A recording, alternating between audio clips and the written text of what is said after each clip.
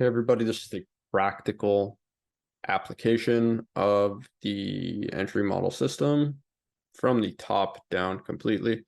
So the first thing we have to do is understand our base theory, which is that price wants to deliver to the next likely draw in the most efficient manner. And our goal here is to determine where ISPs will form and trade them to that next likely draw, which is our target. So the checklist is step one, identify the daily and weekly bias. Okay, so the weekly bias is bullish. The daily bias here is bullish. We have created ISPs on the way up, and we have a weak level and a higher time frame POI that we've tapped into. In this case, it's this S&D or this order block, right? So we're just continuously putting in another higher ISP. This is the range that we are currently in on the daily from ISP to ISP, from here to here. This is the ISP that caused the break of structure here. Right, so we're just following this, and we expect to put in a lower ISP before pushing up higher. This zone here in this FEG failed to produce a higher high and gave us a failed ISP, but we simply just pushed down here and put in a new one at this level and then pushed up fractally. This was bearish order flow, and you can see we've pushed down, but we have to anchor our bias and our trade ideas to the higher time frame as well. So as soon as we came into this area here, and I didn't do this, but what we should have done was to look for some sort of an SMB or a failed ISP to put us back bullish, right? To basically cancel out the one that's happened here, re-engage us back bullish, and then fully adopt the idea that this NLDOL would be our target, which is just what the system is telling us to do. My own input caused me to fail in this case, and I wasn't looking for that, but this is what we should have done in this case. So follow as I do, right, and build your case studies in this manner. Step two, identify medium time frame order flow. So we have our clear next likely draw and our daily S&D zone. So we're looking, just like I said, we're looking for that re-engagement. So basically we're looking for a confirmation of medium time frame order flow, which we get here with an SMB. So beautiful, right? This is exactly what we're looking for. So this SMB here completely cancels out the failed ISP here. And then we get an S&B back up, which re-engages us bullish. Now we're looking to continue medium time frame order flow. Sorry about that.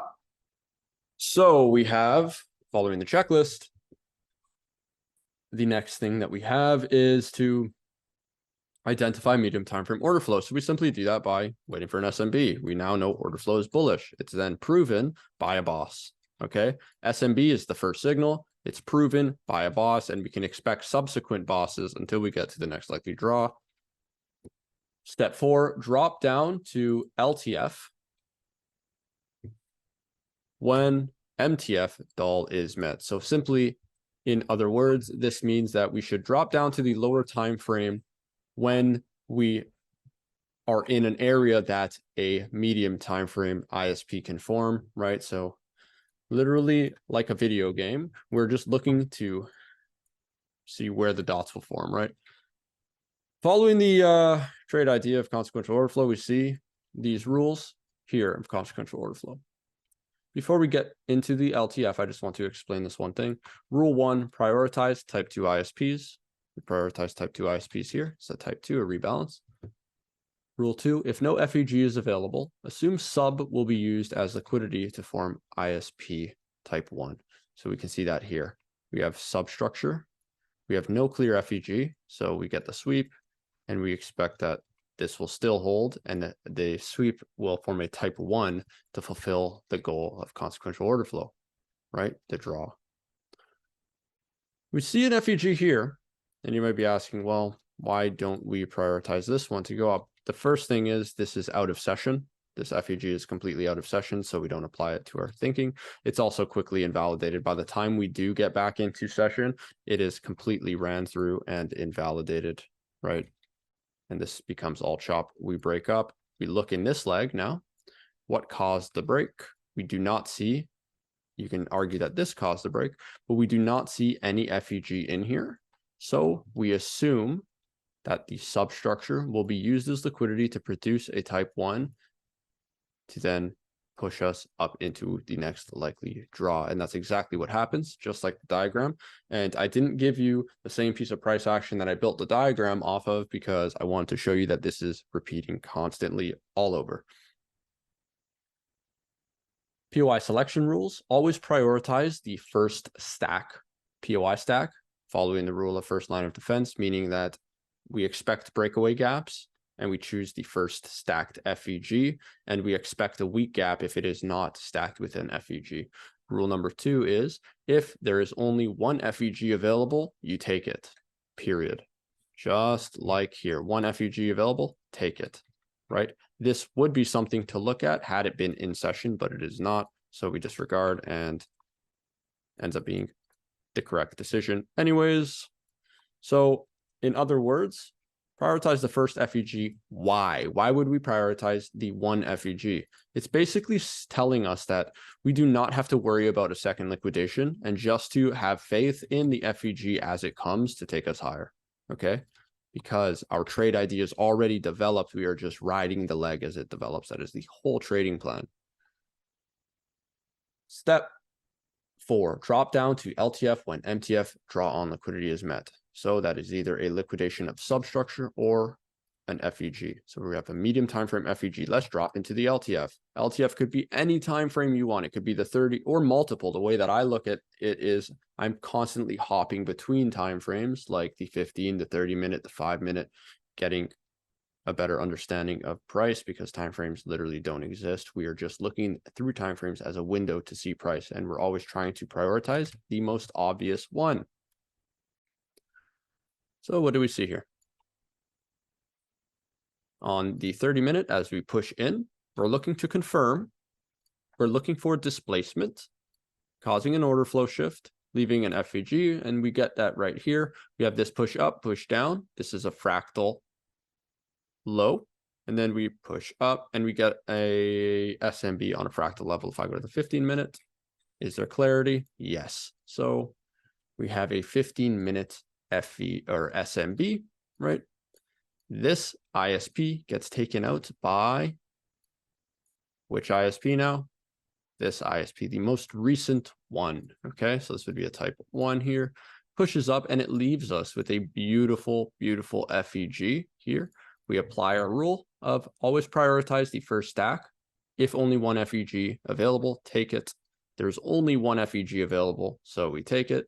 You can enter anywhere. Let's just enter in the middle here. Stop below candle 1 or below candle 2. Target the next likely draw, right? So in this case, we have this next likely draw, which would be the 15 or the 4-hour just order flow high. So that's trade 1. Or if you have real big cojones, you can take this all the way up into the next likely draw, and you would still be profitable on this trade. Not my cup of tea, not what I'm teaching you guys, but this is what testing is for, so that you can develop a trading strategy based off of the foundational one that I'm giving you right now, right? We hit this draw. We manage on we're on the 15 here. We can manage on the 4-hour. So your options here are to go break even at the break up here, or just to close out. Now we are in a new range. Let me clean up this chart real quick. Now we can go back to the 4-hour and we can see and apply our order flow mechanism here, which means that we go from ISP. We had a break. It's only a boss because it was caused by an ISP. If it wasn't, it would still be a substructure. It would be an extension of the current range. So we measure from here to the high. We look for a reason to enter. Do we have lower time frame or medium time frame liquidity? That would be an FVG or liquidity lows. We have this one, but this is out of session. If I go in here, when do we tap into this? So it's formed here, and we actually end up tapping in spread hours. No need to even look at that whatsoever, right? So we're going to look at what makes sense.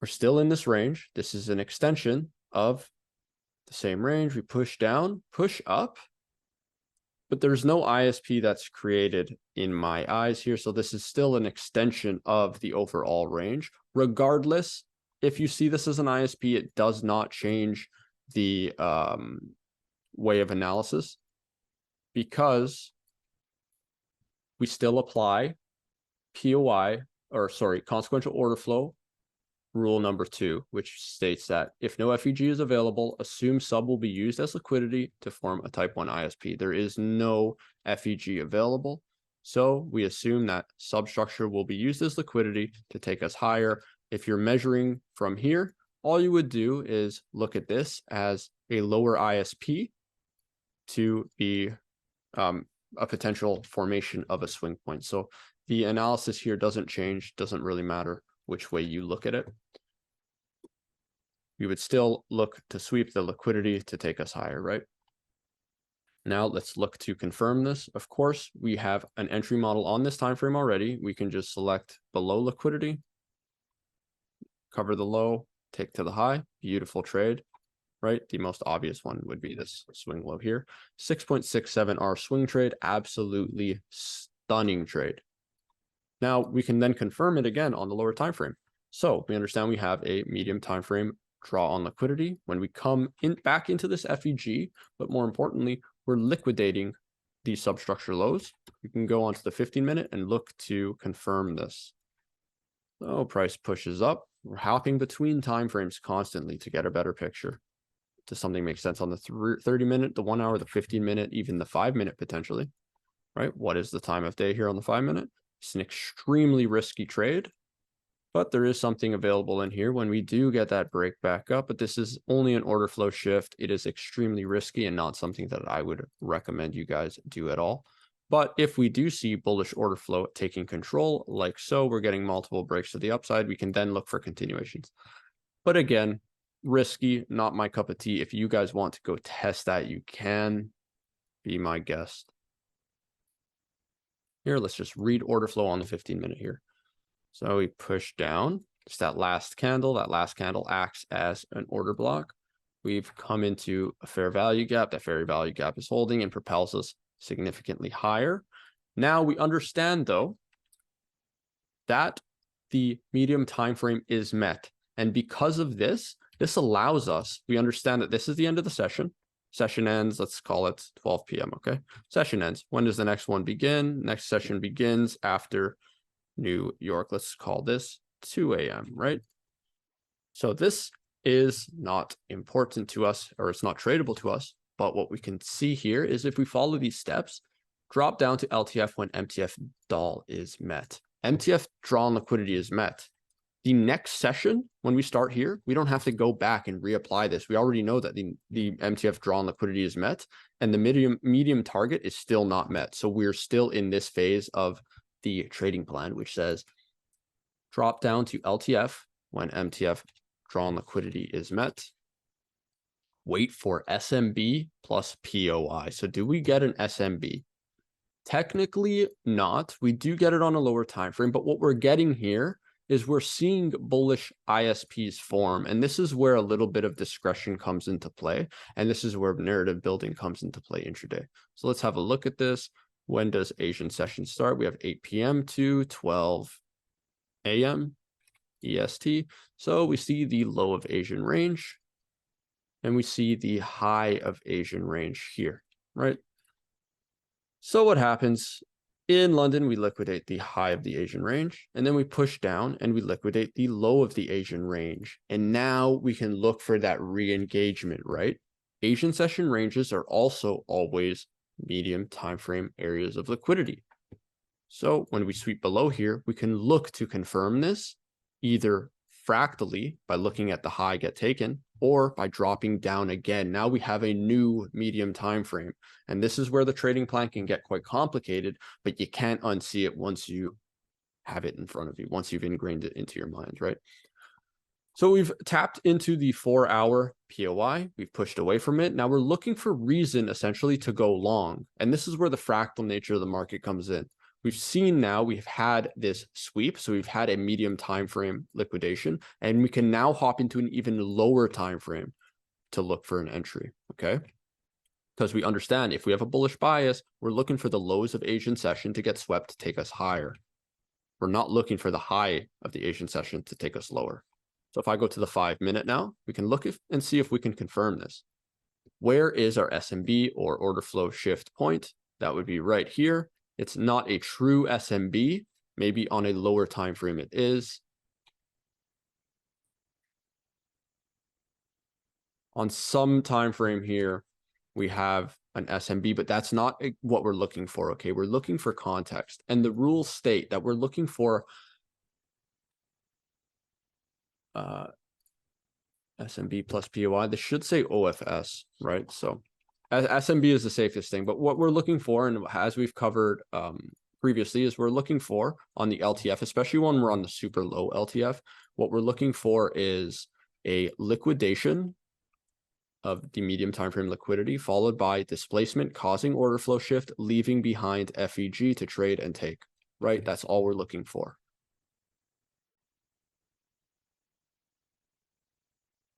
So let's go through here again. Tap above here, right? So when we look at this, we've had an ISP failure, which pushes us up. We had a order flow shift. We're liquidating that high here, breaking above. We don't need a body candle close because our bias is bullish. So a wick will do enough to re-engage us in the direction. Now we're looking here to make sense of this leg and look for a clean FEG. I see one FEG and I see two FEGs.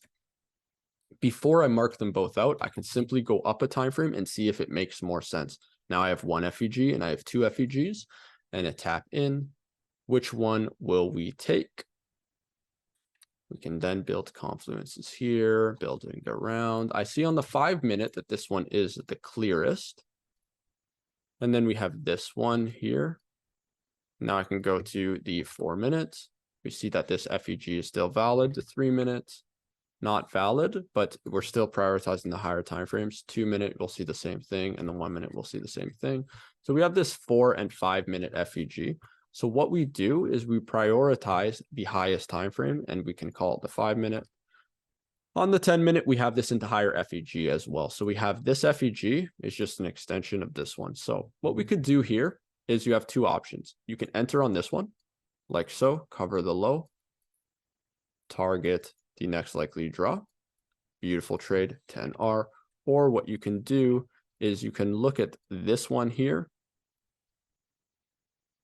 and then you can cover the low of this candle, right? So it really depends on your risk tolerance, and we can be looking at a trade like this. And now we can also stack in like some confluences. For example, this FEG here, our stop is below the consequent encroachment, and you can see how nicely that is respected before heading off, right? So these are things that you have to do through your own testing to get some clear understanding of where to put your stops. But the easiest way and the safest way, and this one will get you the highest win rate, is just cover the low. I mean, 10R is incredible, right? Cover the low, take it there. Said and done. We're also going to sit here and we're going to apply the same logic, right? We're pushed away and we can start to look at new areas to trade from towards our next likely draw on liquidity. On the 15-minute, the next likely draw is here, and then we have a higher time frame draw up there, and we can start to look at areas to trade from. So we've pushed up here, created an FEG. We've created an FEG here as well. We're just going to follow the rules. Rule 1, prioritize type 2 ISPs. Right here, type 2 ISP. Limit. Entry here. The first entry was a little complicated. Like I said in the previous video, I like and I prefer the consequential order flow entries rather than the reversal entry, right? So coming from the medium time frame liquidity would be the reversal entry. A little bit harder to trade, and the continuation entries end up being the cleanest. They sometimes don't give you as much RR, but the win rate on them is fantastic. So we have entry opportunity here. Following these rules again, we have a new FEG here. We also have substructure developing with the FEG. So this is just another confluence that this is a very valid FEG. So again, you can trade this As we push up, let's say we don't even get this one, right? We push away. What I like to do is then place my entry below the most or the deepest wick in, and then just cover that candle one here, or the swing low rather, right? And here we get another trade that gives you 6.2 R. And then again, after the news, right? Not saying that these are tradable entries, right? These are coming from, this is NFP. I'm not saying to take these, but they do fit the plan, right? We have another trade here following the consequential order flow, and that states that prioritize type 2 ISPs if only one FEG is available to take it, and that would give you an entry like this, cover candle 2, bing, bada, boom, just like so, right? And you get another entry. So that's 1, 2, 3, 4 available entries just on the 15-minute consequential order flow, which is a result of the 4-hour liquidation or the 4-hour drawn liquidity to the next likely draw, right? So that's 1, 2, 3, and 4 entries. Are you going to catch them all? Absolutely not. I would even argue that one of these here is completely invalid because it's from NFP, but the resulting one here is absolutely valid. Let's break this down even further. So we get the re-engagement in price over here after the London session sweep. You have trade right here. This is a great trade. Fantastic. Lovely. So what we do is we then mark out the ISP to, mark out ISP to ISP, ISP to ISP. You mark out ISP to ISP, right? This is the order flow that we're trading. We look inside this range for the FEG or internal range liquidity.